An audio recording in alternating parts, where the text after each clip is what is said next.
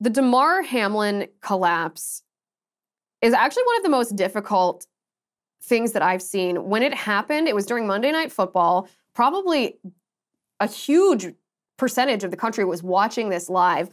I was upstairs in my parents' house, actually. We were there for Christmas. I was upstairs putting my daughter to bed when my phone starts blowing up. I start getting all these text messages. Did you see this? What do you think of this? From political friends, but also just my family. My sister texted me from downstairs. Are you watching what's going on right now?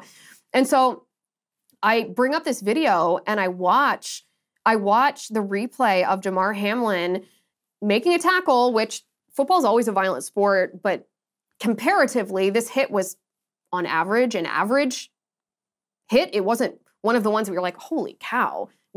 It wasn't one of those extra violent ones. And I watched it and I just thought, wow, there are several things about this video that strike me as being different from other football injuries. So first of all, in case you didn't see it, this is what happened.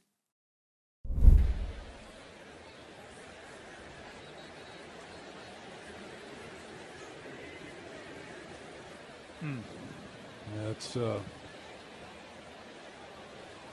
not what any of us want to see, and everybody's around him, and just hope that he's going to be okay. So we'll take another break here in Cincinnati. And I think my reaction was the same as the reaction of most people. Is before I even started looking for speculation on what happened, you just, like I said, I was upstairs putting my daughter to bed, and I just sit there and pray in Our Father. I just sit there and pray for the safety of this young man. He's 24 years old. He's so young. He's in the prime of his life. He's obviously living his dream playing in the NFL, and I just pray for his mother who had to sit there and watch it. They rushed him to the hospital. He and his family rode in the ambulance, and you just pray to God to protect this man, to give the medical professionals the guidance that they need, to give him the care that he needs to recover from this. Because the strange things about this video, and by the way, I know that there are some, this is a little tangential, but I'm going to get criticism for even playing that video, and I want to explain two things. I want to explain why I'm playing it, and I'm going to want to explain why I disagree with the people who think that we shouldn't play this video.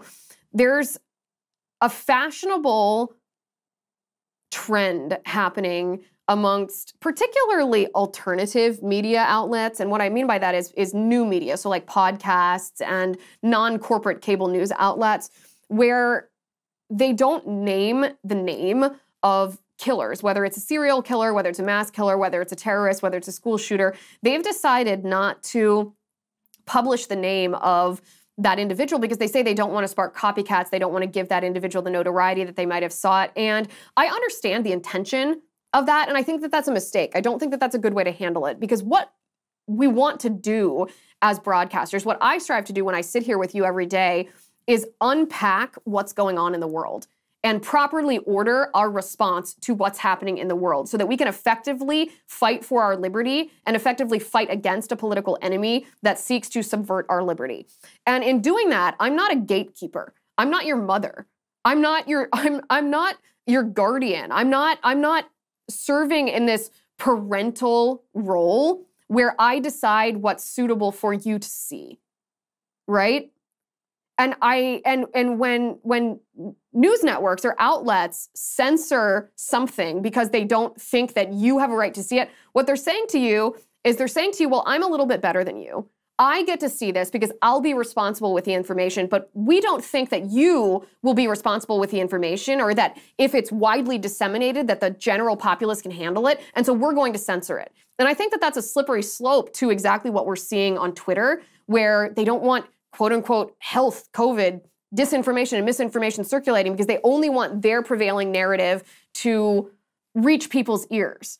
And so there's been a lot of people that said, listen, when you talk about Damar Hamlin, don't show the video. Out of respect for him, don't show the video. Out of respect for the game, don't show the video. And there's no disrespect meant when I show this video. Not football. There's no disrespect meant to Damar Hamlin showing this video. I mean, it was broadcast on Monday Night Football. It's hardly something that's going to be kept private at this point. But I'm not the gatekeeper. I'm not the one deciding what's suitable for you to watch or not to watch. We're talking about something that happened. This is the thing that happened. You need to look at it. so that you understand what it is that happened, so that we can respond to it and order our response, our response properly. So just a little preemptive explanation for those of you who are going to, I'm sure, reach out to me saying, well, why did you have to play that? That's not respectful. No, it's necessary for us to understand.